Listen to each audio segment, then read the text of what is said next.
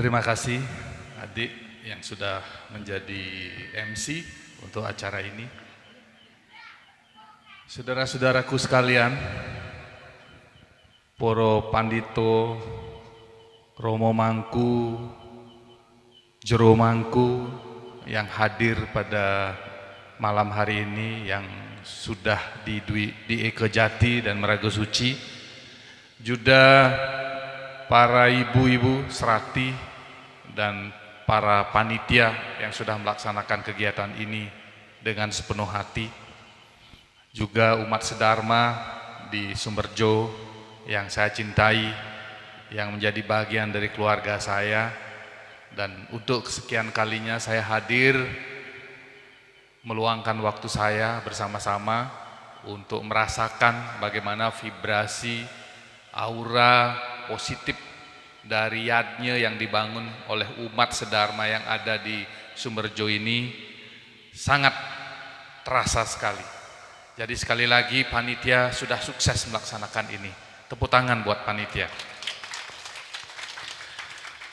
Bapak Ibu umat sedharma yang saya cintai, juga teman-teman dari berbagai organisasi, Prada, PHDI, juga lintas organisasi yang hadir malam hari ini, adalah sebuah keteduhan, kesejukan, kedamaian, ketentraman ketika kita bersama-sama hadir untuk melaksanakan puja wali di pura yang sangat kita cintai ini. Pada malam hari ini saya ingin menyampaikan apa yang menjadi makna penting dari sebuah yadnya dalam membangun harmoni hidup, harmoni kita dengan keluarga kita, harmoni kita dengan lingkungan kita, harmoni kita dengan alam semesta, harmoni kita dengan Sang Pencipta.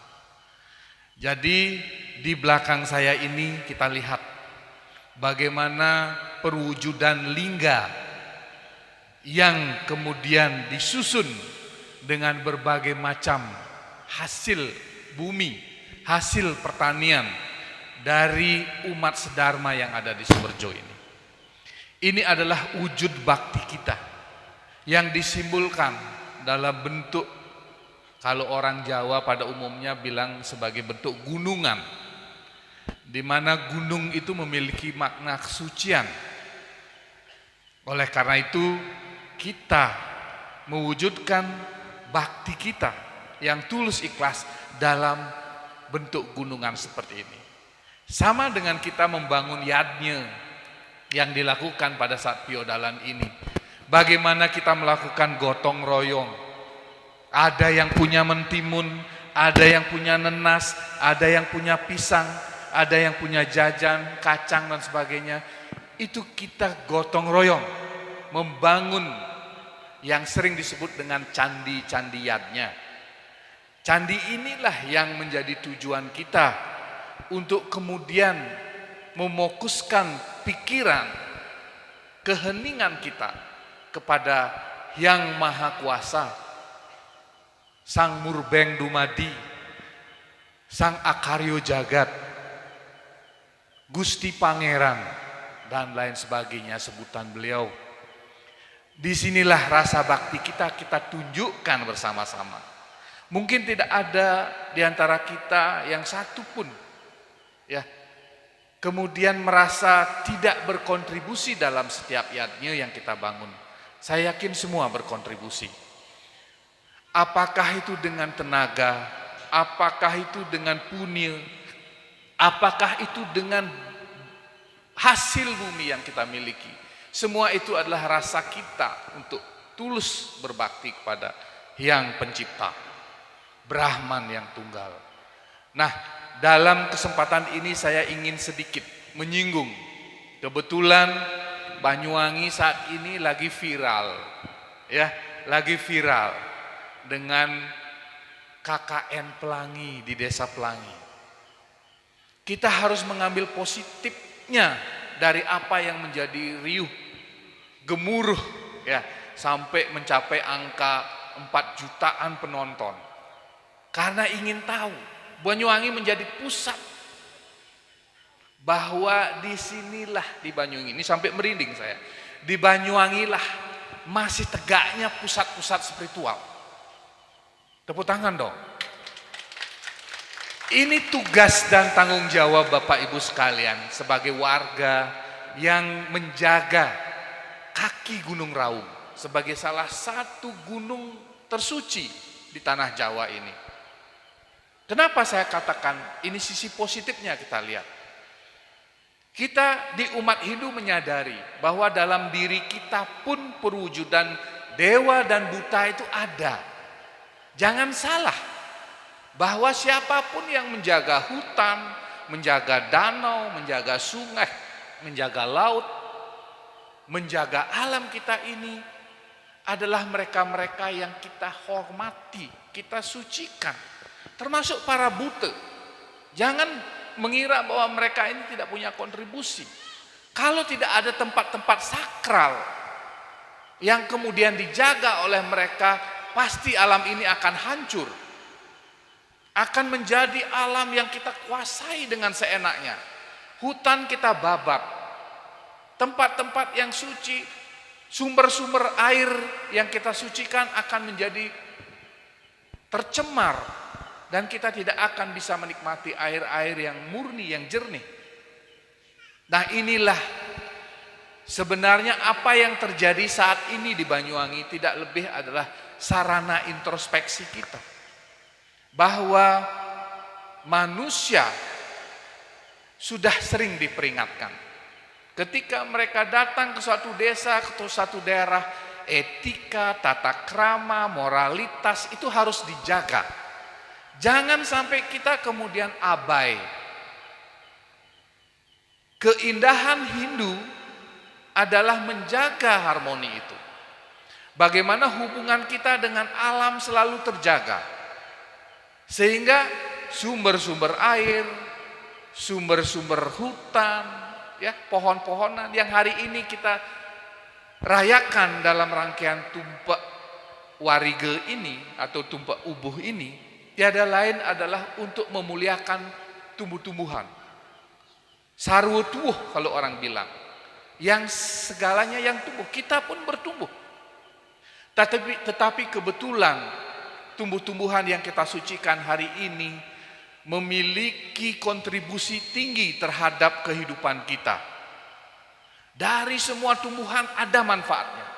Jangan mengira tumbuhan yang mungkin kelihatannya tidak berguna, tetapi suatu saat akan memberi manfaat. Bahkan di tanah, di bumi Nusantara ini tidak ada satupun tumbuhan yang tidak berguna. Ahli-ahli di barat sekarang baru menyoroti berbagai tumbuhan obat-obatan yang ada di tanah Nusantara ini. Ternyata khasiatnya luar biasa. Itu karena kita yang menjaga, memelihara, dan membangun keharmonisan dengan alam. Oleh karena itu jangan pernah lepas dari ketergantungan kita kepada tumbuh-tumbuhan. Dan hari ini kita sambut perayaan Tumpak sekaligus Piodalan di sini, di tempat yang kita sucikan ini. Nah, kembali lagi Bapak Ibu sekalian, untuk menjaga harmoni kita dengan alam ini, kita sudah diberikan aturan-aturan dasar, baik oleh agama kita sendiri, oleh petuah-petuah leluhur kita, para tetua yang ada di desa kita, bahwa setiap apapun yang kita lakukan, kita harus, kalau orang Jawa bilang kulo nuwun, jangan pernah mengabaikan. Walaupun kelihatan tumbuh-tumbuhan ini tidak memiliki suara, tidak bisa berbicara, tidak bisa bergerak untuk menolak ketika orang melakukan perusakan, tetapi dia masih punya, dari Tri Permana dia masih punya keinginan untuk hidup bertumbuh. Nah, inilah kenapa kita kemudian menghargai setiap tumbuhan ini sebagai bagian hidup dari kita juga. Sehingga kita harus kulo nuwun ketika menebang, ketika ingin memanfaatkan untuk sayur pun harus ada bahasa hati yang harus kita komunikasikan dengan tumbuh-tumbuhan ini.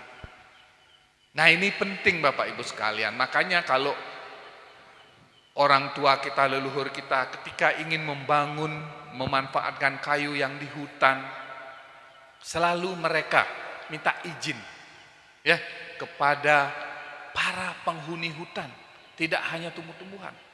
Karena mereka juga mendapatkan manfaat dari tumbuh-tumbuhan itu. Untuk mereka bisa manfaatkan. Sehingga sebelum menebang, di samping kita tebang minta izin kepada pohonnya sendiri, juga ada tumbuh-tumbuhan yang kita gantikan sebagai pengganti. Itu yang dilakukan oleh leluhur-leluhur kita di seluruh Nusantara. Mulai dari Sabang sampai Merauke, tradisi itu masih digunakan, masih dipakai, masih ditradisikan. Nah ini kita jangan pernah melupakan itu, walaupun mungkin di era modern ini kelihatan sepele. Ketika memetik bunga pun kita harus minta izin, karena di sanalah letak hubungan komunikasi kita dengan tumbuh-tumbuhan. Nah, Bapak Ibu sekalian, saya kira wacana mengenai harmoni kita dengan alam, terutama dengan tumbuh-tumbuhan ini sudah dari dulu diajarkan melalui cerita-cerita, melalui dongeng, mungkin juga melalui tutur-tutur dalam bentuk pancegite. Bagaimana tadi adik-adik kita melantunkan Begawat Gita dan terselip pesan-pesan. Bagaimana teman-teman kita juga atau adik-adik kita yang melakukan olah seni, seni tari, seni gambel. Jangan pernah lupa bahwa dalam membangun yadnya ini pun harmoni itu kita jaga. Karena kita di Hindu mengenal adanya konsep meyadnya itu dengan penguatan Satyam Siwam Sundaram. Bagaimana kebenaran, tatua, etika, moralitas kita jaga. Beliau-beliau yang sudah meraga suci atau yang sudah disucikan, itu akan melakukan sepenuh hati untuk menjaga agar nilai-nilai itu tetap kita jaga. Serati melakukan tugasnya. Panitia juga begitu. Jangan sampai kemudian dalam kepanitiaan itu ada bahasa-bahasa yang negatif muncul ketika kita membangun candiannya ini. Candi yang kita wujudkan dalam bentuk persembahan, dalam bentuk yadnya, dalam bentuk mantra, dan sebagainya yang terkait dengan yadnya. Begitu juga siwam, kesucian, perlu kita benar-benar tegakkan, ya, baik suci pikiran, suci perkataan, suci perbuatan, sehingga segala aspek kesucian yang ada dalam membangun yadnya ini selalu kita tunjukkan. Tadi ada Rejang Dewa, kemudian ada adik-adik yang melakukan. Nah itu semua adalah wujud kita untuk menunjukkan rasa suci kita kepada yang kita piodalin hari ini. Dan yang terakhir tentu tidak akan lepas ibu-ibu berpakaian dengan bagus, dengan indah. Mungkin tadi bersolek di rumah, juga bapak-bapak hari ini bisa kemudian berdandan baik, melihat seni tampilan adik-adik, itu adalah bentuk sundaram, kedamaian hati, kesenian, ya, itu semua ditunjukkan di sini. Sehingga konsep Satyam Siwam Sundaram itu menyatu dalam wujud yadnya yang kita wujudkan hari ini. Mungkin Bapak Ibu sekalian sudah sering membaca atau sudah sering mendengar bahwa yadnya yang utama itu bukan dari tampilan besarnya yadnya, bukan dari banyaknya orang mempunyai, bukan dari banyaknya orang yang hadir, tetapi yang utama adalah ketulus ikhlasan, didasari atas kejujuran. Kejujuran hati hanya kita yang tahu. Ketika melakukan yadnya suci ini, pastikan bahwa kita tulus dan ikhlas. Tidak ada lagi pamrih ketika kemudian membeli sesajen ataupun sajian kemudian untuk kita persembahkan, kita hitung-hitungan.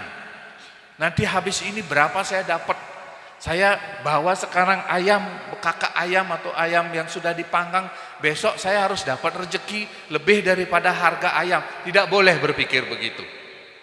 Nah inilah yang saya maksud tanpa pamrih, ya, sehingga yadnya kita kemudian terwujud dengan sangat sempurna. Itu yang disebut yadnya utamaning utama. Sekali lagi, tingkatan upacara ataupun yadnya yang sering kita kenal dari utamaning utama sampai kanistaning kaniste atau nistaning niste, itu adalah tingkatan kemampuan mengukur diri kita sendiri, bukan tingkatan secara kualitas. Ingat, kalau kita punya silahkan, sebesar-besarnya boleh, tetapi kalau kita tidak punya, jangan paksakan untuk kemudian melakukan hal yang di luar jangkauan kita. Itu yang disebut dengan yadnya utama. Kita yang bisa mengukur, kita yang tahu kejujuran diri kita. Begitu juga ya, ketika kemudian kita melihat orang lain melakukan yadnya sepenuh hati, kita iri, kita ingin meniru dengan memaksakan diri kita, itu salah. Sama dengan kita memakai baju yang kemudian kita hanya ukuran L, kita paksakan untuk menggunakan baju XL atau XXL. Itu akan kelihatan lucu, akan kelihatan aneh. Begitu juga ketika kita ukuran besar, tetapi kita menggunakan baju ukuran S, yang ada perutnya kelihatan, ya. Kemudian semua ini kancingnya semua brodol gitu ya. Nah, ini yang sering kita harus lakukan pembenahan ke dalam. Kita yang tahu ukuran kita sendiri, kita yang tahu. Nah, itulah yadnya utama, itu dilihat dari ketulus ikhlasan kita dalam melakukan yadnya, bukan dari tampilan, bukan dari biaya yang kita keluarkan, bukan. Nah, itulah Bapak Ibu sekalian. Jadi malam hari ini saya berbagi hanya sedikit. Nanti lain kali apabila ada waktu bagi saya untuk sama-sama berbagi tentang bagaimana indahnya kita, bagaimana damainya kita beragama, tanpa harus kemudian menjadi orang yang beragama secara tampilan. Mari beragama secara kualitas, berkeyakinan secara kualitas. Walaupun kita mungkin di sini di Sumberjo sedikit, tetapi kalau kualitas kita jaga, kemudian keharmonisan kita bangun, baik dengan keluarga, masyarakat, umat yang lainnya juga, kita harus bangun itu. Kita yang memelopori kedamaian, ketentraman, bukan menunggu orang lain untuk damai dan tentram baru kita damai. Nah, vibrasi-vibrasi inilah yang kita bangun. Malam hari ini kita sempurna sekali. Dane Jero Mangku yang maha suci, yang kita sucikan, hadir di sini. Para serati sudah menyempurnakan dengan berbagai banten. Bapak-bapak, ibu-ibu sudah dengan tulus ikhlas berapa hari ini ngayah demi suksesnya acara ini. Inilah yang kita sebut sebagai membangun candiyatnya. Malam hari ini adalah puncaknya. Kita melakukan bakti bersama-sama. Nanti malam setelah datang dari sini, kita akan merasakan sendiri bagaimana kedamaian dan ketentraman itu. Dan besok sudah bisa melakukan aktivitas apapun profesi kita, kita kembali ke diri kita masing-masing melakukan swadharma. Nah, itulah Bapak Ibu sekalian, sekali lagi saya sebagai Ketua Umum Dewan Koordinator Nasional Puskor Indonesia, sebagai sebuah lembaga keumatan yang sangat peduli bagaimana kualitas sumber daya Hindu ke depan ini benar-benar memiliki kualitas yang bagus, termasuk bagaimana menjaga kearifan lokal yang ada di sini. Suatu saat Bapak Ibu akan menjadi pelopor-pelopor penjaga kebinekaan yang sedang digalakkan juga oleh pemerintah, bahwa Bhinneka Tunggal Ika itu tidak hanya sekedar slogan yang ada di bawah Garuda Pancasila, tetapi kita inilah yang mewarisi dan menjaga dengan konsisten kebinekaan itu di dalam Hindu itu sendiri. Terima kasih, mohon maaf apabila ada hal-hal yang kurang berkenan, baik dalam hati, pikiran, maupun rasa Bapak Ibu sekalian. Saya secara pribadi mohon maaf, dan atas nama organisasi Puskor Indonesia, kami terus akan melakukan yang terbaik untuk bersama-sama membangun kualitas sumber daya umat kita semuanya. Saya tutup dengan pramesanti, namun sebelumnya saya ada sedikit punya, oleh-oleh punya kepada panitia, mohon diterima, jangan dilihat jumlahnya, tapi punya ini adalah ketulusan kami dari organisasi Hindu untuk membantu umat sedharma. Titiang tutup dengan pramesanti, Om Santi Santi Santi Om.